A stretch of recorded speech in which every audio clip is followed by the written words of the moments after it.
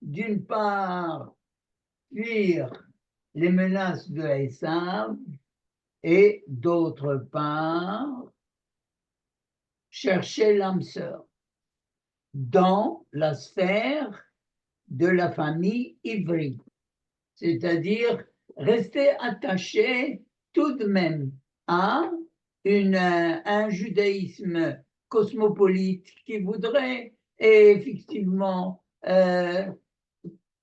sans des frontières nationales, sans une entité nationale, continuer à être la conscience du monde. Alors que la volonté d'Akadosh Baruch Hu au début en mettant Abraham en direction de la terre de Ar-Eka, de la vision, de la vue, celle du rayonnement, alors c'était en somme d'abord une entité nationale et ensuite de là-bas même essayer de rayonner. Pourquoi? Parce que tout simplement, nous ne pouvons pas être nous-mêmes en dehors de nos frontières. Nous sommes obligés de tenir compte de la pensée des autres et il y a une possibilité effective de noyer la pureté du message divin sous des habits, sous une enveloppe qui est plus paraître qu'être. Et ça, Akadosh Baruch Hu n'en voulait pas. C'est la raison pour laquelle on dit que tout celui qui habite Haaretz, comme s'il n'avait pas de Dieu, pourquoi? Parce que tout simplement, il ne peut s'exprimer totalement, clairement, nettement, sans une touche de la culture du peuple dans lequel il vit. Il y a celui qui dit aujourd'hui qu'il est juif mais de culture chrétienne. Hein? C'est de bon ton chez certains politiques. Alors, c'est effectivement ce qui risque d'arriver avec la vanne. Or, vous savez qu'il y a trois forces qui s'opposent, qui rivalisent avec les trois patriarches. Ishmaël avec le Hesed d'Abraham, avec la bonté d'Abraham, c'est Ishmaël. Avec la rigueur de Yitzhak, c'est Esav. Avec la vérité, le Emet de Yaakov, Titen Emet de Yaakov, c'est Laban. Nous expliquerons cela, puisque Laban, en fin de compte, tel que son nom l'indique, du mot Laban blanc, blanchir, et nos sages ont essayé d'interpréter son nom. Pourquoi on l'a appelé Laban? Parce que la ben avonotehem chez l'Israël. Il va blanchir les péchés des enfants d'Israël. On se demande qu'est-ce que nous avons à faire avec Laban qui va blanchir les enfants d'Israël, alors que lui, il a cherché effectivement à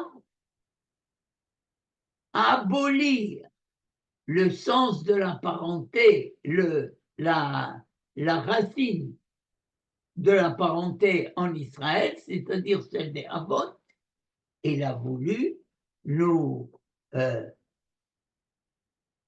enlever nos propres enfants, ils les revendiquent à Banot Benotai, à Banim Banaï, à Tzontoni. Tout ce que Yaakov va réaliser, c'est à lui. Nous continuons à vivre ça sur différents plans, à savoir que on veut à tout prix nous ravir et la terre et notre judaïsme, nos valeurs, bien, notre esprit, notre spiritualité. Alors, qu'est-ce que ça a à voir? Qu'est-ce que ça a à voir avec la vanne? Nous allons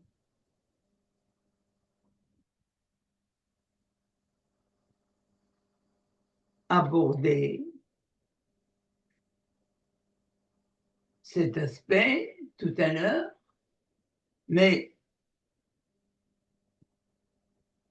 d'abord,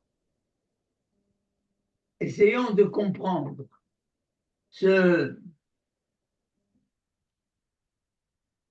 ces pierres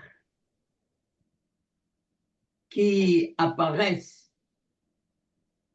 qui se manifestent ou qui manifestent leur existence dans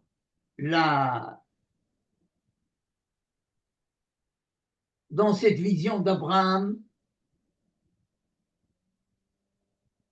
Oui.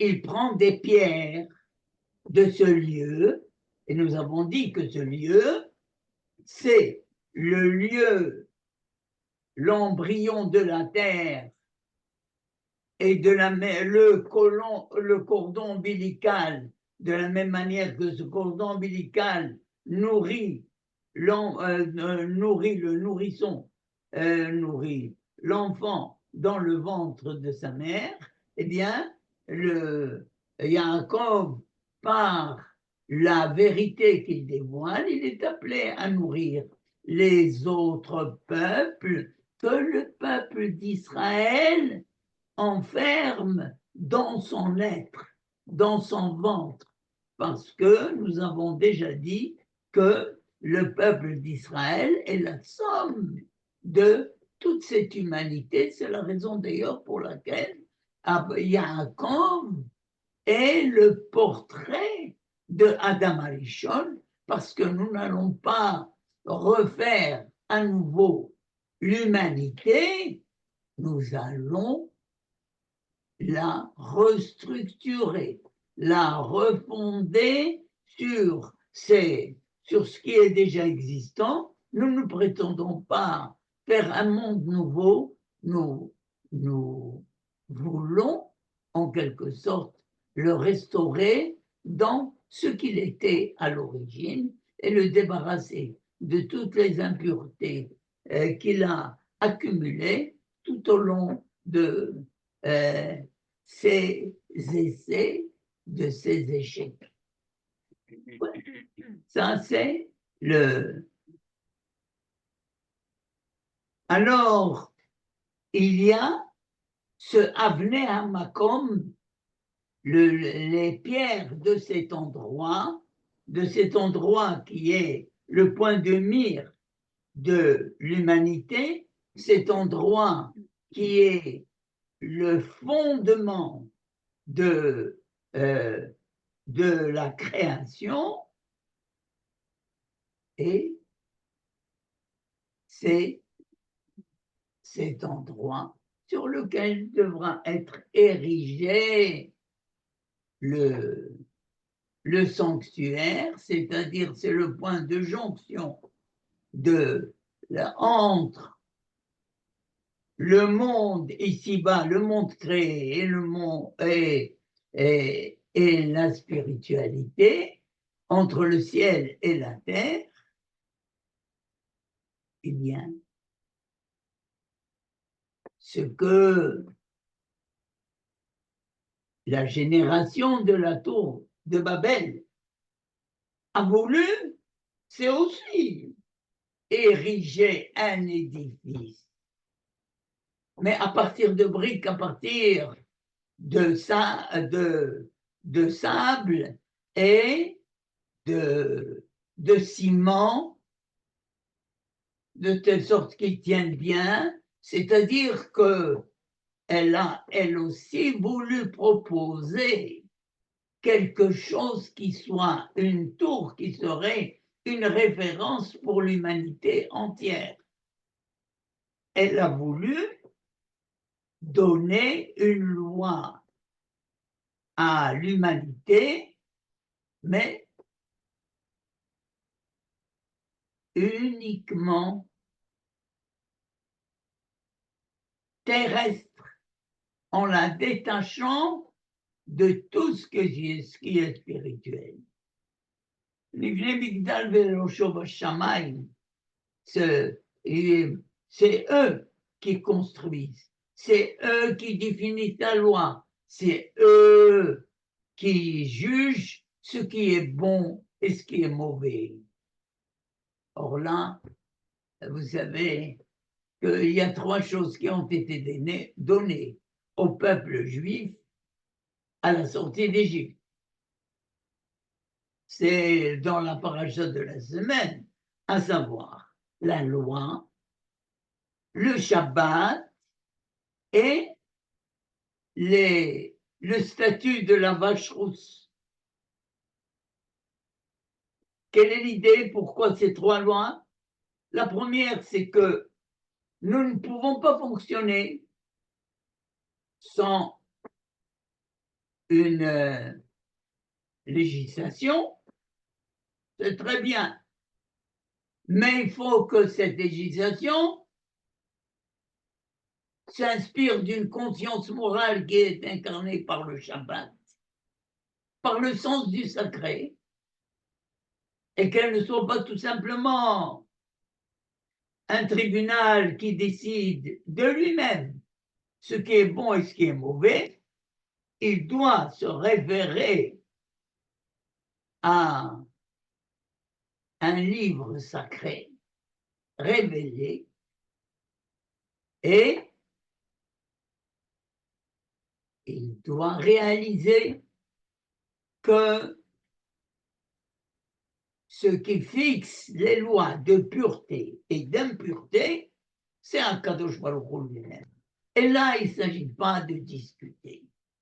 Si c'est convenable ou si ce n'est pas convenable, ça joue entre la vie et la mort, bien sûr, mais entre le pur et l'impur, mais il y a possibilité d'extraire le pur de l'impur. Et ça, c'est Dieu seul qui détient ce secret. Très bien. Mais le Migdal, la tour de Babel, n'a pas tenu le coup. Au contraire, il y a une dislocation et nous avons dit que chaque peuple a pris une part de vérité, un débris de vérité, une étincelle de vérité. Par conséquent, nous, quand nous allons en Chutz La'aretz, quand nous vivons en Chutz La'aretz, nous sommes toujours avec des bris de vérité, des débris. Mais ce n'est pas la vérité. La vérité, elle est Kimitzion Tetzetora, Udvar Hashem Yerushalayim. C'est celle qui se dégage ou qui rayonne à partir de Yerushalayim. Et c'est celle de Yaakov, Titen Emet Yaakov. Alors, ce qu'a fait Abraham, qui s'est opposé à la tour de Babel, c'est lui, quand il est arrivé à Shrem, et vous savez que Shrem, c'était sa première étape, parce que c'est là que la royauté va être ébranlée et que on risque effectivement d'altérer,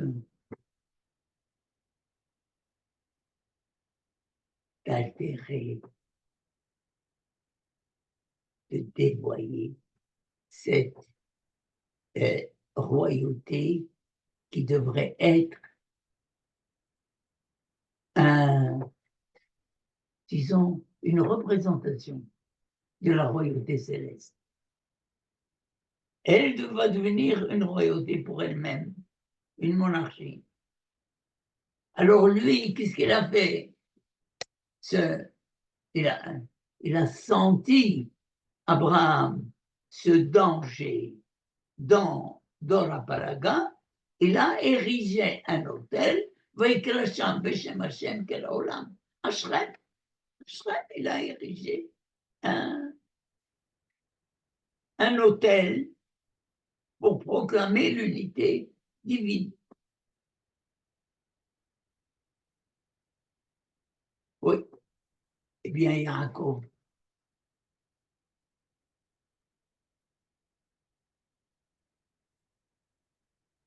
lui aussi, ce qu'il fait au moment où Dieu se révèle à lui, c'est de prendre des pierres. Et il se dit, allez, certains disent il a pris 3 pierres. 3 pierres, une pour Abraham, mais qui n'a pas réussi avec la présence d'Ishmaël, une de Yitzhak qui a échoué également, vu la présence de Esav. Moi, je veux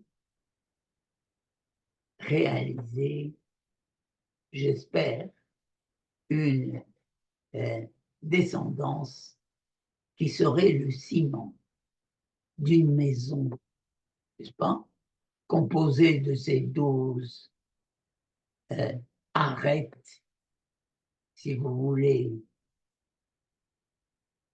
dans sa structure. Et nous savons bien que ces 12 arêtes, ce sont les combinaisons possibles de Yud-Ké, Vav-Ké, des lettres, de lettres proprement dit, et je vais les réaliser en un seul bloc. Il faut que ces pierres constituent un seul bloc. Et c'est la raison pour laquelle il y a une troisième une version, à savoir, ce n'était ni 3 pierres, ni 2 pierres, mais bien 12 pierres qui se sont d'elles-mêmes soudées pour ne constituer qu'une seule pierre. Oui. Or, cette pierre, c'est celle du fondement du peuple d'Israël, de la bâtisse d'Israël. C'est celle de l'autel de Dieu. C'est elle qui effectue le lien ou le lieu de communication entre le monde en haut et le monde en bas. Or, nous savons très bien que la Torah a été donnée à travers des pierres. Lohot Avanim. Oui, il nous l'a donné à Kadosh Baruch Hu en une pierre. Vaïtene Moshe Kechaloto, Lohot Even. Lohot Even, une pierre, des tables en pierre. Et lorsque le peuple d'Israël doit entrer en terre d'Israël, justement, à l'endroit de Shrem, au voisinage de Shrem, Akadosh Baruch Hu nous demande de dresser des pierres sur lesquelles on va écrire le concentré de toute la Torah. Autrement dit, cette pierre, c'est le fondement même de l'être d'Israël. Mais pour cela, il faut se séparer de Esav.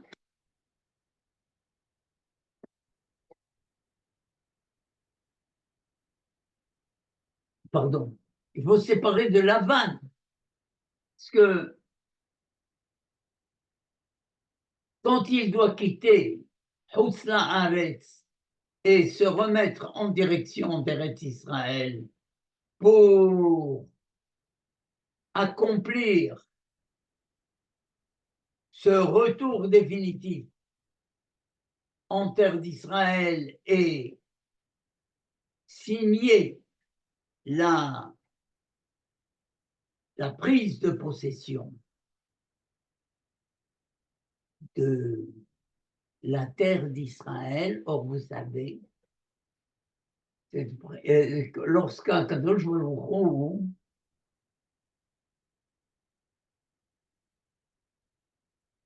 a, dans l'alliance entre les morceaux, à Brit Ben Abetarim,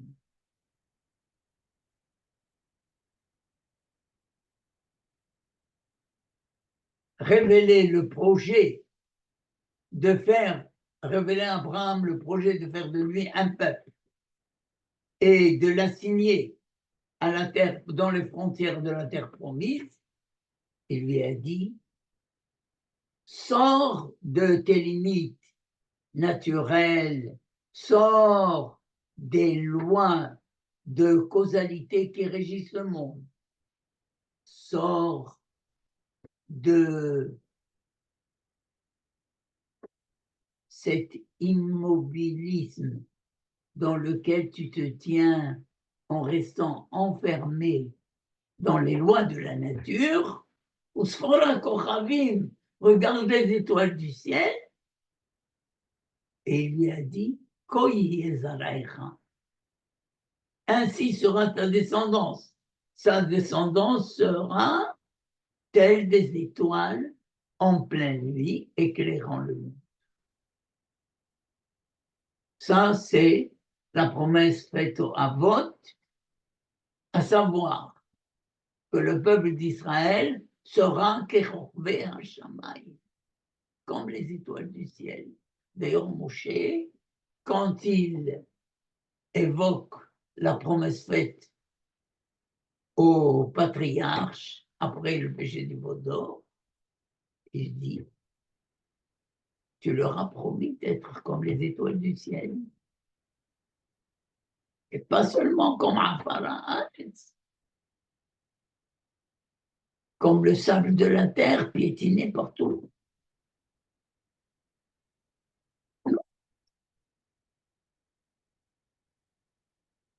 On peut dire que, comme le sable de la terre, qui donne une possibilité au monde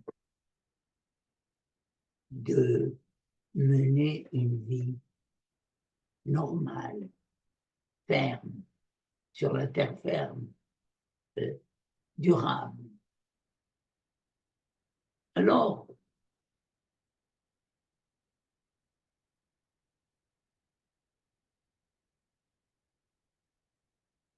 Yaakov voudrait effectivement pouvoir se séparer définitivement de Lavan, qui représente pour lui un réel danger. Oui, Lavan a ramené l'être de Ramaï malhonnête.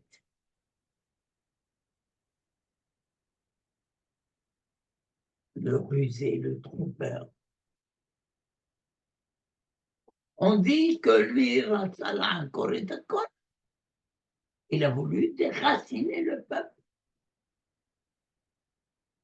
Par quoi? Eh oui. עתיד ללבן עוונותיהם של ישראל. Blanchir, je vous ai dit blanchir. Blanchir les péchés d'Israël. Il y a ceux qui ont écrit le rouge et le noir, mais chez nous, la Torah, c'est le blanc et le noir. Le talit que nous portons, c'est le blanc et le noir.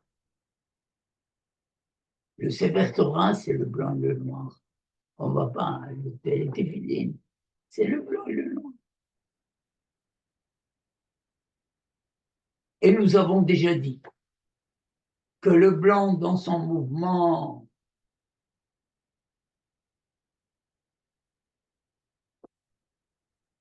c'est l'association, la somme de toutes les couleurs, et la somme de toutes les couleurs au repos, c'est le noir. Oui. Tant que la page est blanche, vous pouvez écrire dessus tout ce que vous voulez. À partir du moment où vous avez écrit, vous avez conditionné cette page parce que vous avez écrit. Alors, tout dépend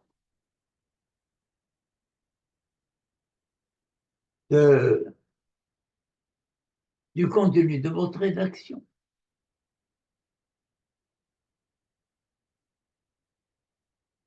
Si, en fin de compte, vous avez écrit quelque chose qui relève du sacré, alors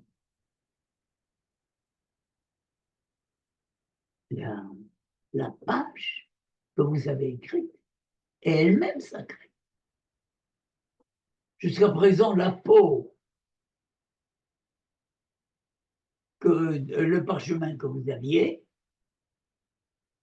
il n'avait aucune valeur autre que la valeur marchande. Mais à partir du moment où vous le destinez à un Sefer Torah ou à un des téphilin, il avait une valeur sacrée. Et surtout si vous avez écrit. Et si vous avez écrit le texte sacré et qu'il s'était passé, l'écriture s'est quelque part envolée et le livre n'est plus, a perdu de sa fonction. On ne peut pas lire là-dedans. On ne peut pas porter les téphilin. On ne peut pas conserver la mezouza. Mais par contre, vous ne pouvez pas jeter le parchemin, ni des téphilin, ni de mezouza, et encore moins du Sefer Torah. Le blanc, regardez ça. Alors, dans la mesure où bien l'humanité aspire à des vérités, mais que ces vérités sont tronquées. Vous savez, bien souvent on dit, allez, toi tu as raison, l'autre aussi a raison, l'autre aussi a raison. ce sont des débris de vérité. Mais quand c'est des débris de vérité, c'est qu'elles ne sont pas vérité. La vérité ne peut être qu'une. La vérité est la somme de toutes ces vérités qui sont réparties à travers les cultures, si vous voulez, ou à travers toutes sortes de révélations. Mais la vérité ne peut être que celle qui est révélée. C'est pas que l'homme a produit de sa propre réflexion, de sa propre muse, inspiration, qu'on appelle-le comme vous voulez.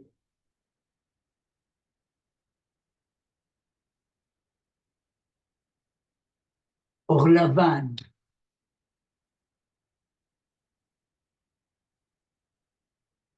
il possède deux atouts. Le lève, le cœur, et le noun. Noun Sha'arebina. Les 50 voies de l'analyse, de la déduction. Pas Horma, pas la sagesse, mais l'analyse. Or, malheur à celui qui ne raisonne que par le cœur, ou qui ne voudrait effectivement exprimer sa vérité qu'à travers son affectif. Il y a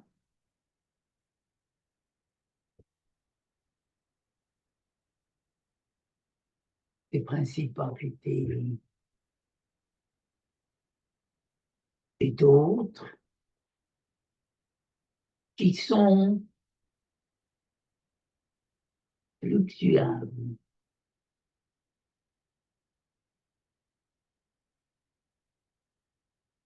La pensée, la rigueur de la pensée, le sérel, la raison,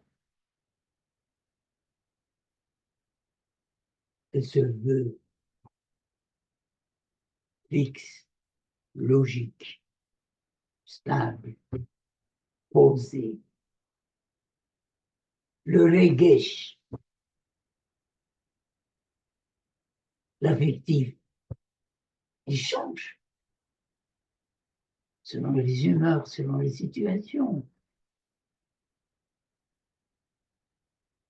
Alors, si vous prétendez soumettre la loi à la manière dont vous la sentez et dont vous la vivez tout simplement, en l'analysant sous ces différentes formes, vous avez effectivement écrit sur le lavane, sur le blanc, sur la blancheur, des mensonges, des choses qui ne tiennent pas la route, qui sont limitées dans le temps.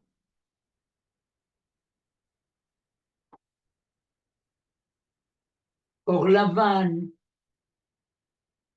il voulait justement ramener toute la pensée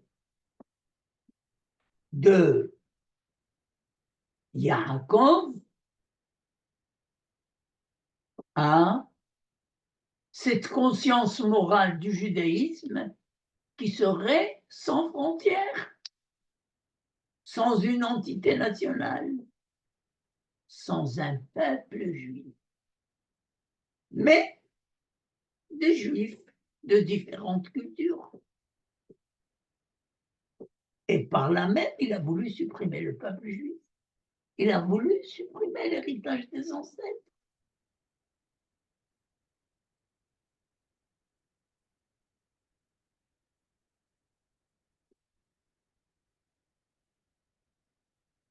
Or, la seule fois, or lui aussi, quand il se sépare de Yaakov, il y a un galavanim, il y a une monticule de pierre qui sépare entre Yaakov et Lavan. On fait un pacte de paix, mais sans que personne ne s'immisce dans la vie intime de l'un et de l'autre, dans la vie spirituelle de l'un et de l'autre. Mais la seule fois dans la Torah où il y a une traduction araméenne, c'est à propos du nom donné à cette monticule. Je ne sais pas si on dit ce ou cette, ce monticule de pierre.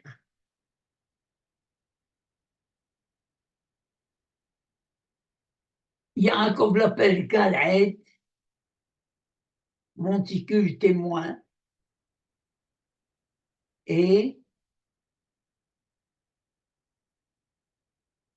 Lavan tient à lui donner un nom araméen, Yekar Saaduta.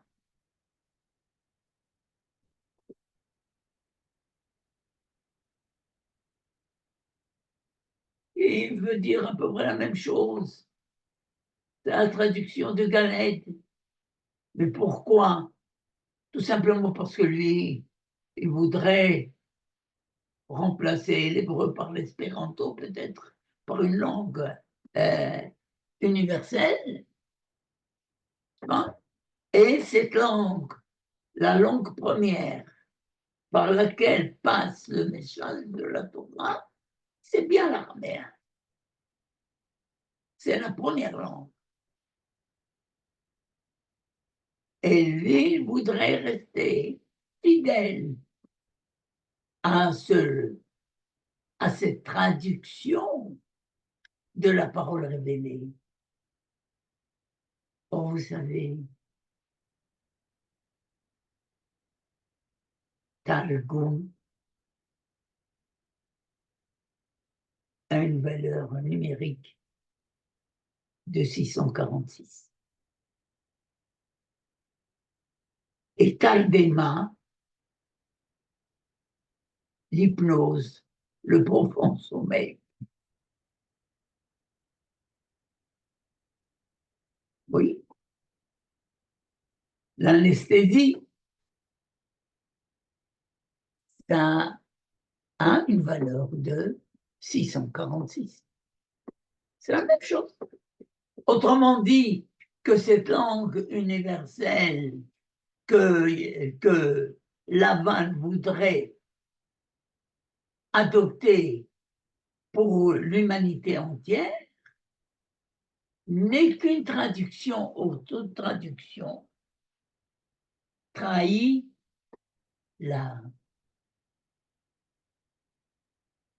l'essence du texte, l'essence de la langue dans laquelle elle a été dite, et surtout les Shona Kodesh.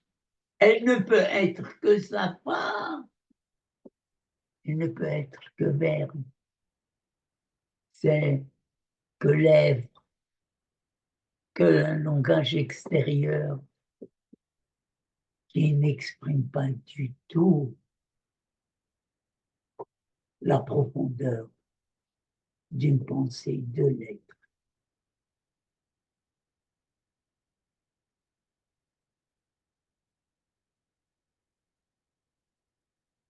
Alors,